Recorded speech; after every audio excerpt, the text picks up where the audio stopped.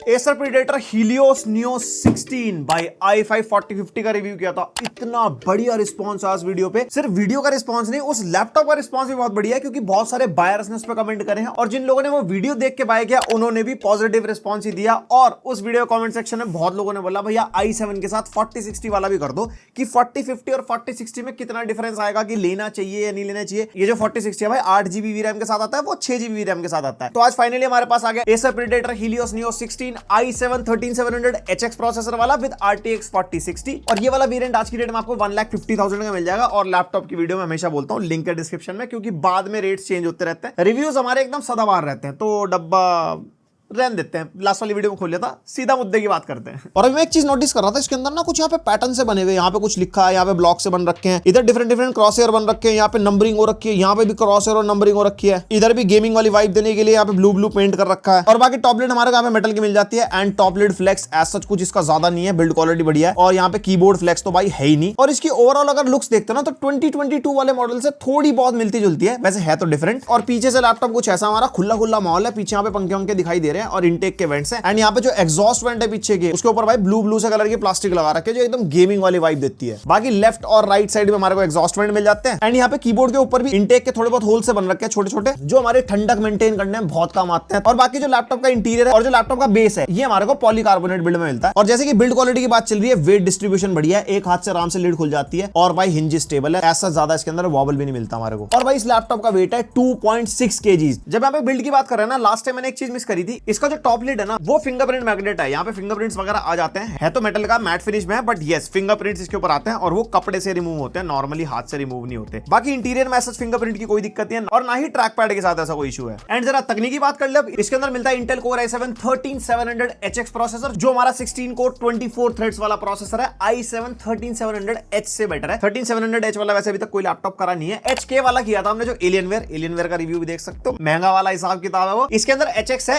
HX के अंदर हमारे को 2 एक्स्ट्रा कोर्स मिलते हैं, उसमें 14 कोर्स है, इसमें 16। और थ्रेड्स में भी डिफरेंस आएगा, 4 थ्रेड एक्स्ट्रा मिलेंगे 24, उसके अंदर 20 मिलते हैं। बाकी आएंगे तो वो भी रिव्यू करेंगे, और ऑब्वियसली वो सस्ती रेंज में आएंगे। HX थोड़ी महंगी रेंज में आता है और इसकी परफॉर्मेंस बढ़िया होती है। और यहाँ पे जो जीपीयू हमारा RTX 4060 8GB VRAM and 140 what TGP के साथ। और 4000 सीरीज में ना TGP का बहुत ज्यादा सवाल चल रहा माइंड में, कि पूरी वॉटेज नहीं ले पा रहे, कुछ भी है। गेमिंग वाले सेक्शन पे उस पर बात करेंगे, लास्ट टाइम टफ में भी करी थी, इसमें बताऊंगा आपको कि क्या सीन है। और यहाँ पे 16GB RAM मिलती है, DDR5 4800 मेगाहर्ट्ज क्लॉक स्पीड वाली, और डुअल चैनल में है ये। और ये जो बी रोल में 204 दिखा रहा है ना, इसको इग्नोर कर देना, कुछ विंडोज 11 में कुछ ग्लिच है या पता नहीं क्या सीन है विंडोज 11 का। ये एक्चुअल डुअल चैनल में है, और 2 ही स्लॉट है इसके अंदर, एंड मैक्सिमम 32GB तक अपग्रेड इसको कर सकते हो। और हमारे पास जो वेरिएंट है इसके अंदर 1TB की Gen 4 SSD है, और अच्छी खासी रीड एंड राइट स्पीड आप देख सकते हो मेरे सामने। And Wi-Fi 6 and Bluetooth version 5.1 हमारे को यहाँ पे मिल जाएगा। और ना स्टोरेज अपग्रेड के बारे में पूछे थे लास्ट वीडियो में, एक्चुअली मेरे को खोलना अलाउड नहीं था, ना ही इस वीडियो में मैं खोल सकता लैपटॉप को। तो यहाँ पे जहां तक मेरी उम्मीद है 2 ही SSD के स्लॉट होंगे, एक ऑक्यूपाइड है, एक आप अपग्रेड कर सकते हो, 1TB या 2TB पर स्लॉट हो जाएगा। फिर भी अगर कोई डाउट लगे तो एसर वालों को कॉल करके उनका सर खा सकते हो। और भाई ये लैपटॉप हमें प्रोवाइड किया लैपटॉप स्टोर देहरादून। अगर आप देहरादून उत्तराखंड से देख रहे हो तो आपके लिए पार्ट है, बाकी लोग स्किप करके आगे जा सकते हैं। जैसे तुम लोगों का सपोर्ट है मेरे चैनल के साथ, ऐसी लैपटॉप स्टोर का भी सपोर्ट बना हुआ है, इसलिए आपकी डिमांड पे जो वेरिएंट जो लैपटॉप होता है वो प्रोवाइड करवा देते हैं। एंड आपको भी अपनी डिमांड वाला कोई भी लैपटॉप बाय करना है तो आप इनके स्टोर पे विजिट कर सकते हो, सारी वैरायटी हमें मिल जाएंगी, गेमिंग वाले, थिन एंड लाइट वाले, इकोनॉमिक, बिजनेस, हर तरीके का लैपटॉप है। और हर तरीके का पेमेंट मोड भी है, वहां पे कैश, क्रेडिट, EMI सब मिल जाएगा। तो कॉन्टैक्ट डिटेल्स और एड्रेस डिस्क्रिप्शन में दे दूंगा, वहां से जाकर चेकआउट करो। और जाने से पहले कॉल या व्हाट्सएप कर लेना, मतलब सही स्टोर में जाना है,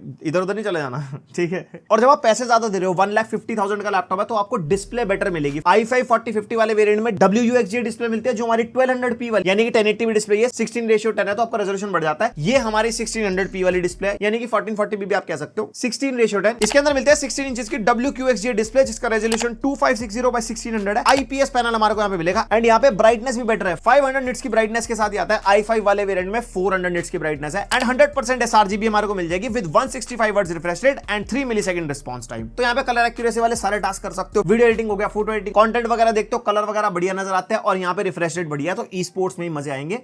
गेमिंग वाले पार्ट में देख लेना FPS वगैरह। एंड आपका मोस्ट अवेटेड पार्ट इसके बेंचमार्क्स में ना एक चीज बता दूं, एसर प्रेडेटर हीलियो 16 हमने रिव्यू किया था ना, i7 13700 HX वाला, उसके अंदर बेंचमार्क के स्कोर तुमने नोटिस कर लिया था, कम आ रहे थे। एक्चुअली कुछ बेंचमार्क के टाइम पे ग्लिच हो गया होगा, कभी-कभी नंबर ऊपर नीचे हो जाते हैं। 13700 HX के जो स्कोर्स हैं वो आप इससे पता लगा लो। सबसे पहले Cinebench R23 21165 multi core and 1726 single core, और ये हमारे Geekbench 6 के स्कोर्स हैं, अच्छे खासे हैं भाई साहब। एंड यहाँ पे PC Mark 10 8000 प्लस, और ये 3D Mark Time Spy के स्कोर है, जिसमें आप GPU और सीपीयू की ताकत देख सकते हो वीडियो पॉज करके, और नंबर काम आएंगे दूसरों से कंपेयर करने के लिए। उसके बाद ब्लेंडर बेंचमार्क भी गया भाई 3700 के आसपास कोड निकाल के देगा, जो कि काफी अच्छा खासा है। 3D मॉडलिंग, रेंडरिंग वाले, आर्किटेक्चर वाले टास्क करने हो, मतलब इससे आप अंदाजा लगा सकते हो 3000 प्लस है तो बढ़िया है, 3700 है तो बहुत बढ़िया है। एंड इवन अगर आपको हाई एंड गेम डेवलपमेंट भी करनी है ना, तो भी ये मशीनरी आपके लिए बढ़िया रहेगी। और ये हमारे क्रॉसमार्क बेंचमार्क के स्कोर से ये लैपटॉप कंपैरिजन में काम आ जाते हैं, वीडियो पॉज करके देख लेना। अब यहाँ पे परफॉर्मेंस में बोलने लायक कुछ है नहीं, 1,50,000 में जो ये स्कोर्स निकाल के दे रहा है ना, एकदम फ्लैगशिप लेवल वाले हैं। फ्लैगशिप तो नहीं है क्योंकि ये i9 नहीं है, लेकिन जो मेरे चैनल से पहले से जुड़े हुए उनको समझ में आ गया होगा। लेकिन थोड़ा सा फिर भी बता देता हूँ, यहाँ पे आप 4K लेवल की वीडियो एडिटिंग मक्खन कर सकते हो। उसके अंदर 3D मॉडलिंग, रेंडरिंग, आर्किटेक्चर वाले काम आराम से हो जाएंगे। उसके अलावा डिस्प्ले बढ़िया है, कलर एक्यूरेट है, यहाँ पे ब्राइटनेस भी अच्छी है, तो यहाँ पे कंटेंट देखना हो या इवन कलर एक्यूरेसी वाले टास्क करने हो आपकी एडिटिंग के अंदर, लाइक फोटोशॉप हो गया, वो भी इस लैपटॉप में आप आराम से कर सकते हो। तो ओवरऑल में अगर आपको बताओ आपका 1,50,000 का बजट है और आप एक प्रोडक्टिविटी वाला हाई एंड लैपटॉप ढूंढ रहे हो, तो ये आपके लिए आज की डेट में अच्छी चॉइस हो सकता है। और अब तुम्हारा फेवरेट पार्ट इस पे गेमिंग, और हमने जो गेम टेस्ट किया इसके नेटिव रेजोल्यूशन पे तो करे ही है, प्लस 4K में भी करे हैं, क्योंकि इंस्टाग्राम पे स्टोरी डाली थी ना और आपने पूछा था कि भैया 4K गेम चला पाएगा, तो 2-3 टेस्ट करे हैं, देखना उसमें परफॉर्मेंस कैसी देता है। शुरुआत करते हैं सबसे पहले वैलोरेंट से, जो हमारी सीपीयू की ताकत का अंदाजा लगवाएगा। और यहाँ पे हम इसको टेस्ट कर रहे हैं हाई सेटिंग्स पे ऑब्वियसली, और जो रेजोल्यूशन है वो 1600p है, जिसका अपना नेटिव रेजोल्यूशन डिस्प्ले का। और मेरी ना एफपीएस पे तो नजर बाद में गई, मेरी नजर गई टेंपरेचर पे। भाई 65 वॉट के आसपास पावर ड्रॉ कर रहा है, और उसमें भी सिर्फ और सिर्फ 70 डिग्रीज के आसपास सीपीयू टेंपरेचर है, जबकि रूम टेंपरेचर 28 डिग्रीज के आसपास है। और एफपीएस पर नजर मारो तो 300-350 के आसपास एफपीएस मिल रहा है, समटाइम्स 400 एज वेल। तो यहाँ पे ई स्पोर्ट्स गेमिंग में तो कोई दिक्कत नहीं है। और हाँ, डिस्प्ले 165 हर्ट्ज की है, तो मैक्सिमम 165 हर्ट्ज ही कैपेबल है ये मैक्सिमम एफपीएस दिखा रहा था। तो फ्यूचर में कभी आपको ज्यादा रिफ्रेश रेट का मॉनिटर लगाना तो ये उसमें फायदा देगा। देन वी टेस्टेड हमारा प्यारा GTA 5 वेरी हाई सेटिंग्स पे टेस्ट कर रहे हैं, रेजोल्यूशन 1600p है, एंड यहाँ पे अच्छे एफपीएस निकाल के देगा भाई 1600p पे 144-150 एफपीएस के आसपास, और गेम प्ले स्मूथ था। एंड यहाँ पे 80-85 वॉट तक सीपीयू पावर ड्रॉ कर रहा है, तब भी टेंपरेचर 70-80 डिग्रीज के आसपास है, जो कि भाई बहुत बढ़िया है। और हाँ, एक चीज क्लियर कर दो, जितने भी गेम है ना वो मैक्सिमम वाले मोड पे टेस्ट हो रहे हैं, यानी कि टर्बो मोड पे, मतलब जिस भी लैपटॉप में सबसे ज्यादा वाला मोड होता है उस पे ही टेस्ट करते हैं, ताकि बिल्कुल पीक परफॉर्मेंस मिले। उसके बाद हमने टेस्ट किया फार क्राई 6, और यहाँ पे प्रीसेट रखा है अल्ट्रा पे, और यहाँ पे कोई भी अपस्केलिंग मेथड यूज नहीं करा हमने। एंड यहाँ पे भाई हमारे को 80-90 एफपीएस निकाल के देगा, रैम भी 13GB के आसपास यूज हो रही है, जीपीयू भी 6GB के आसपास यूज हो रहा है। और यहाँ पे बहुत लोगों को डाउट था कि यार इसकी जो वॉटेज है 4000 सीरीज की, स्पेसिफिकली 4050, 4060 की, वो एक्चुअल नहीं जा रही। जैसे हमारा 4060 140 वॉट वाला है, तो 90-95 वॉट तक पावर ड्रॉ कर रहा है। इसीलिए इसके कंपैरिजन में आप देख सकते हो 3070 Ti की परफॉर्मेंस, ये हमारा एसर नाइट्रो जो भी हमने रिसेंटली टेस्ट किया था, उसके अंदर 120 वॉट तक 3070 Ti जा रहा है, जो कि 8GB का ग्राफिक कार्ड है, तब भी एफपीएस उतने पुश नहीं कर पा रहा जितना 4060 कम पावर पे दे रहा है। तो यहाँ पे डिफरेंस साफ है, 4000 सीरीज पावर एफिशिएंट है, ज्यादा पावर ड्रॉ नहीं करती और परफॉर्मेंस बेटर देती है। उसके बाद हमने टेस्ट किया RDR2 फीवर क्वालिटी प्रीसेट है, एक तरफ DLSS ऑफ है, दूसरी तरफ DLSS क्वालिटी पे है, और यहाँ पे अच्छे एफपीएस निकाल के दिए 60-70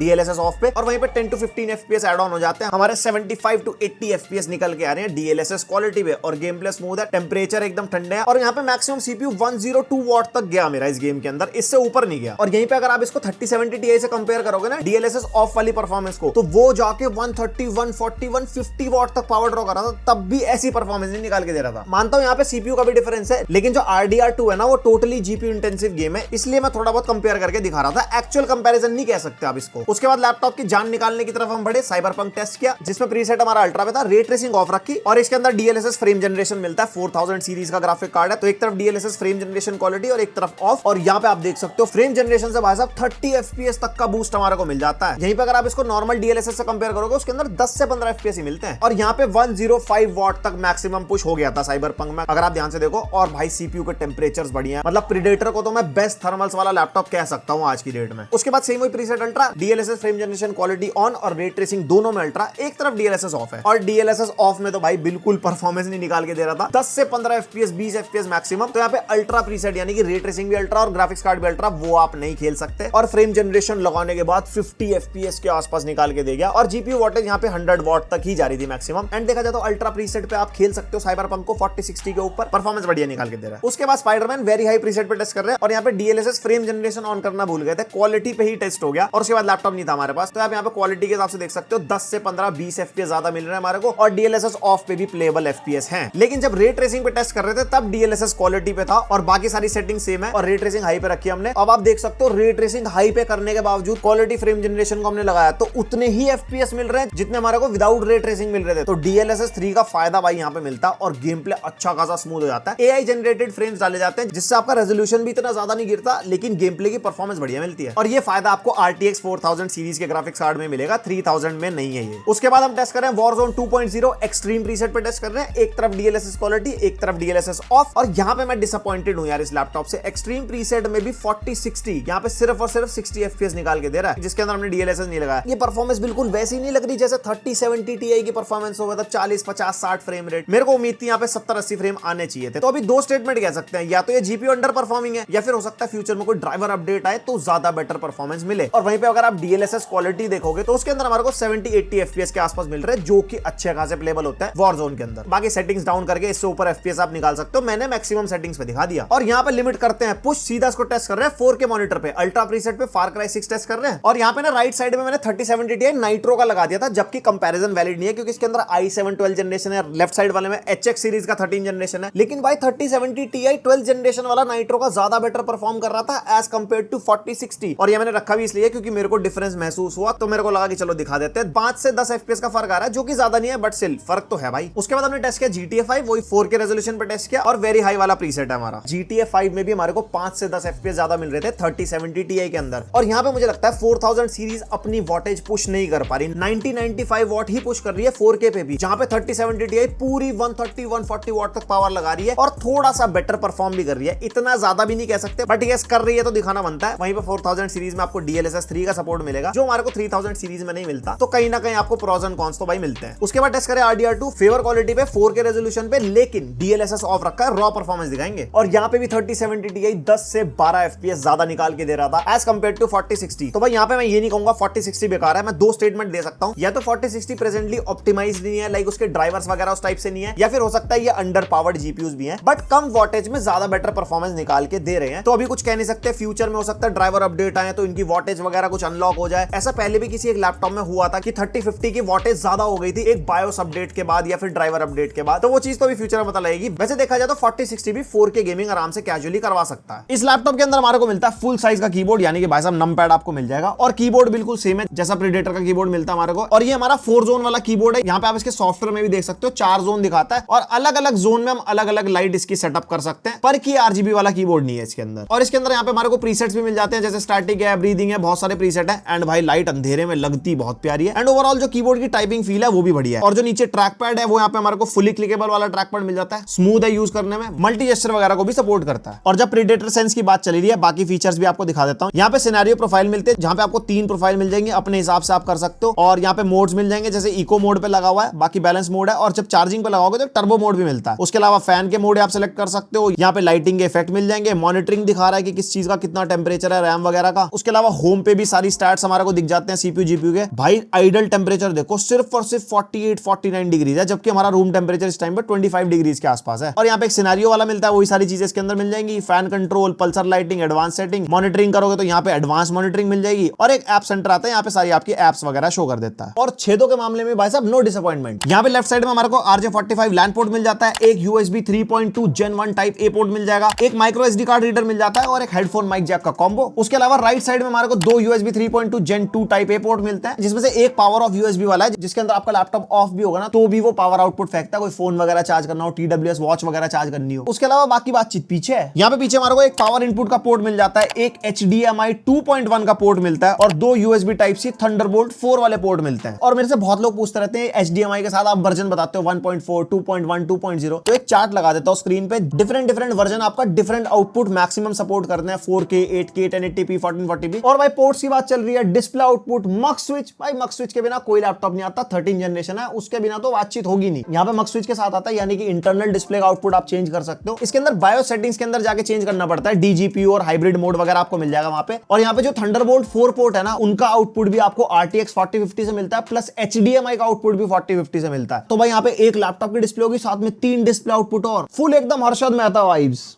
लेकिन उसके लिए डिस्प्ले भी तो लेकर रखनी पड़ेगी ना एक्स्ट्रा। ये इसका वेबकैम टेस्ट है और साथ में माइक BC का यूज हो रहा है। यहाँ पे 720p वाला वेबकैम मिलता है, एसा प्रीडेटर हीलियो 16 में FHD मिलता है और उसका वेबकैम बेटर है। इसके अंदर थोड़ी सी लाइटिंग कंट्रोल की दिक्कत है, जैसे हमारे मुंह पे सॉफ्ट लाइट है बट ये तब भी हार्श दिखा रहा है क्योंकि लाइट कंट्रोल नहीं कर पा रहा। ये वैसे भी इस लाइटिंग कंडीशन के लिए बना भी नहीं होता, आप नॉर्मली कमरे में यूज करोगे तो उसके अंदर ये ISO वगैरह बूस्ट कर देता है। आपको कैसी लगी वेबकैम की क्वालिटी, वो आप मेरे को कमेंट सेक्शन में बताना। लाइक शेयर सब्सक्राइब तो तुम कर ही दोगे। यहाँ पे स्पीकर की वॉटेज तो मेंशन नहीं है, मेरे को 2-2 वॉट के लग रही है। डाउन फायरिंग 2 स्पीकर मिलेंगे एंड स्पीकर की क्वालिटी इज लाइक ओके, बहुत ही ज्यादा अच्छी भी नहीं कहेंगे, बहुत ही ज्यादा बेकार भी नहीं कहेंगे, डिसेंट साउंड क्वालिटी आपको मिल जाएगी। और यहाँ पे DTS:X अल्ट्रा का भी सपोर्ट मिल जाता है। इसके अंदर सॉफ्टवेयर मिलता है जिसके अंदर आप डिफरेंट कंटेंट मोड यूज कर सकते हो और यहाँ पे इक्वलाइजर वगैरह भी मिलता है जिसके अंदर थोड़ा बहुत अगर साउंड को ट्वीक करना वो भी कर सकते हो। 90 वॉट आवर की बैटरी हमारे को इसके अंदर मिलती है और बैटरी बैकअप 4-5 घंटे का दे गया था, जिसके अंदर हमने स्क्रीन ब्राइटनेस 50% रखी थी, बेसिक यूसेज वगैरह रखी थी एंड गेमिंग लैपटॉप के हिसाब से बैटरी बैकअप बढ़िया है क्योंकि बैटरी की वॉट आवर ज्यादा ना। बाकी डिफरेंट यूसेज पे भी डिपेंड करता है आप कैसी यूसेज कर रहे हो और आपके किस टाइप के टास्क हैं, तो उस पर भी बैटरी बैकअप वेरी करेगा। तो भाई ये था पूरा रिव्यू मेरी तरफ से Acer Predator Helios Neo 16 i7 वाला विद 4060। एंड यहाँ पे थोड़े बहुत सवाल उठा लेता हूँ क्योंकि इंस्टाग्राम पे स्टोरी डाली थी इसकी और आपने बहुत कुछ पूछा, कंफ्यूजन है माइंड में। लोगों के कॉमन सवाल बहुत थे, i7 12700H के लिए जाएं विद 3070 Ti वाला लैपटॉप या फिर करंट जनरेशन में इसके लिए जाएं। देखो अगर आपका बजट है ना तो ये लैपटॉप फ्यूचर प्रूफ है। फॉर एग्जांपल लाइक DLSS 3 का सपोर्ट हो गया गेमिंग के मामले में, प्रोसेसर भी 13700HX बहुत बेटर है 12700H से,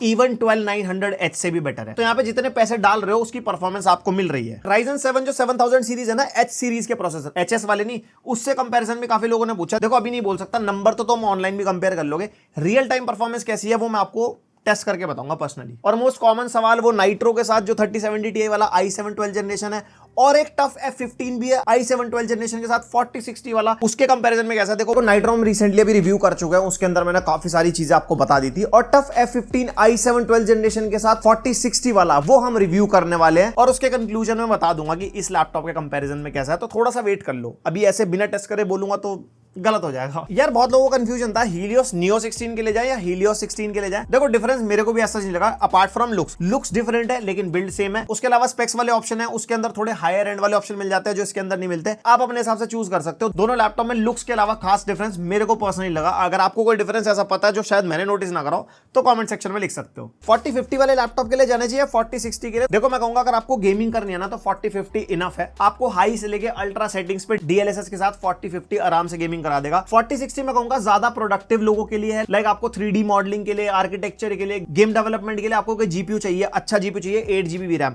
तब i7 के साथ 4060 जाओ। वरना i5 जो है ना HX सीरीज वाला 13 जनरेशन वो भी अच्छा खासा परफॉर्म करता है। डे टू डे टास्क करनी हो, गेमिंग करनी हो, उसके अंदर भी कोई ऐसी दिक्कत नहीं है, ज्यादा पैसे वेस्ट करने की जरूरत है नहीं। बाकी हाँ ये भी है, ये एक्चुअल 1600p गेमिंग करवा देगा, वो 1200p के हिसाब से ही है। वैसे वो भी 1440p करवा देता है, हमने टेस्ट किया था प्रीडेटर नियो वाली वीडियो में। बट स्टिल अगर आपको ज्यादा रेजोल्यूशन चाहिए तो फिर ज्यादा पैसे खर्चने पड़ेंगे। और जो सबसे बड़ा सवाल आ रहा था 3070 Ti वर्सेस 4060 वाला, उसका बहुत जल्द कंपैरिजन डालने वाला हूं। कुछ 5-7 गेम टेस्ट के बीच में आपको पता लग जाएगा कि 3070 Ti आपके लिए ठीक है या 4000 सीरीज के लिए आपको जाना चाहिए ज्यादा पैसे खर्च के। तो बस यही था कुछ कॉमन सवाल और इसके बारे में बात कर लेते हैं। 1.5 लाख के हिसाब से आज की डेट में जैसी स्पेसिफिकेशन और जैसी परफॉर्मेंस ऑफर करता है, कोई दिक्कत नहीं खरीदने में, लिंक दे दूंगा डिस्क्रिप्शन में। और बाकी अगर अभी वेट कर सकते हो तो अपकमिंग और बहुत सारे लैपटॉप आने वाले हैं, लीजन आने वाला है, इवन टफ के कुछ वेरिएंट आने वाले हैं, तो उनको देखने के बाद भी अपनी बाइंग चॉइस आप बना सकते हो। और अगर अभी लेना और 1.5 लाख के आसपास लैपटॉप ढूंढ रहे हो तो ये आपके लिए परफेक्ट चॉइस हो सकता है। और बस यही था मेरी तरफ से आज की वीडियो में। अगर पसंद आया लाइक मार देना, कुछ अच्छा कुछ बुरा, कुछ बहुत बुरा या कुछ बहुत अच्छा, सब कमेंट सेक्शन में आप लिख सकते हो।